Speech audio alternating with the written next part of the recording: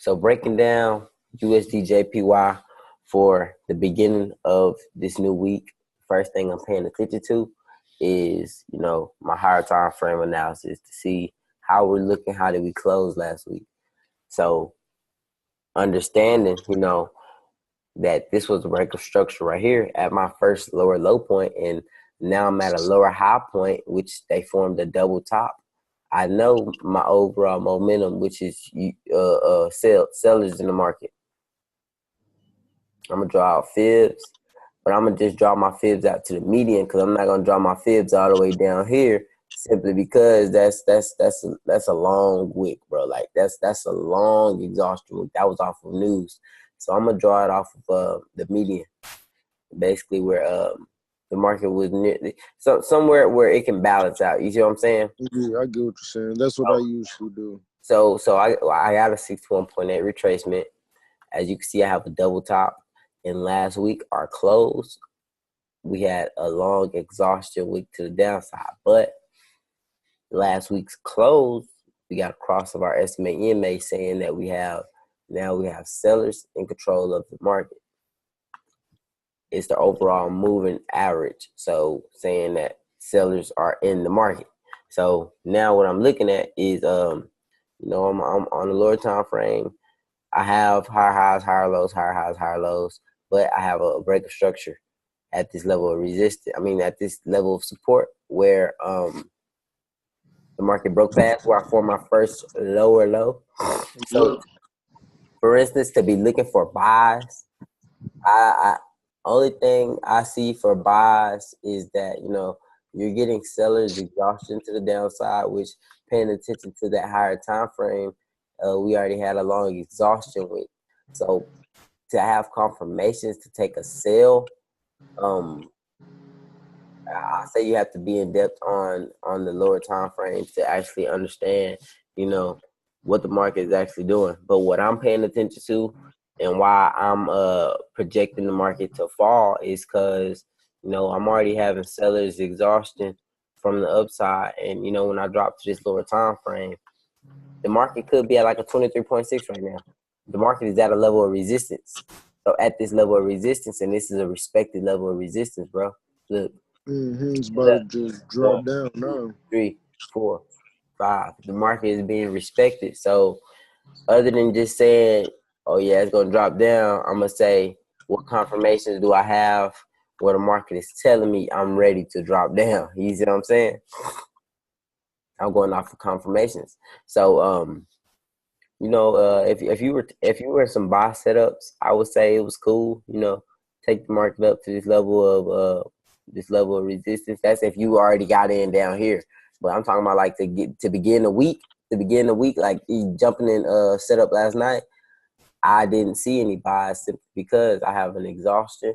I have a doji candle, but I'm getting off a lot of exhaustion from the upside. So what I would consider this is like a bearish pin bar. And before I got this pin bar closed, I'm looking at the market from my 1 hour time frame. And from my 1 hour time frame, I see I have a bearish pin bar, like a good bearish pin bar that is noticeable. And the market was in some type of consolidating. So it's like some type of consolidating range. So with me paying attention to that, I end up getting this bearish engulfing right here, this bearish engulfing pattern. And at that bearish engulfing pattern, what I automatically knew to do was to drop to the lower time frame, because I know once I get an engulfing pattern, I'm getting a break of structure on the lower time frame. So this is how I end up taking my setup. I know I'm at a level of resistance. I know from my 4 hour time frame, the market is indecisive on where it wants to go, or the market is tired of, buyers pushing the market up. You get what I'm saying? Yeah. I'm dropping down to my M15 time frame. I have a break of structure, which is this is structure right here. I have a higher high. This is support. Another higher high, higher low. You got to break. You got to break at that higher low. So this is now formed a new lower low, and I'm at a new lower high. So once I got this new lower high, I took entry at this close of this bearish variation right here. Bearish variation, as you can see, as soon as I took setup, the market dropped. So what I'm paying attention to now is this area right here.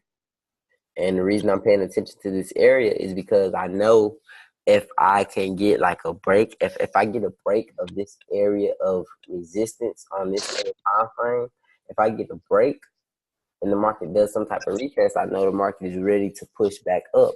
But as you can see, the market formed another bearish pin bar at this level of resistance, showing exhaustion from the upside that, you know, buyers couldn't push the market up, so sellers stepped back in and took control of the market. So, you know, you got to use all your time frames to your advantage. So going back to my 30-minute just to check it out, that bearish variation that I took entry off of, that was a bearish engulfing. You see what I'm saying?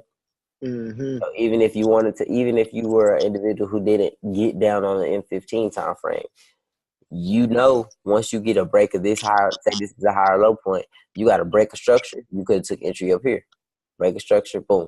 You'd have been in some type of minor drawdown, but overall we know where we're going in the market. Yeah, we have exhaustion right here, but we have to let the market fluctuate.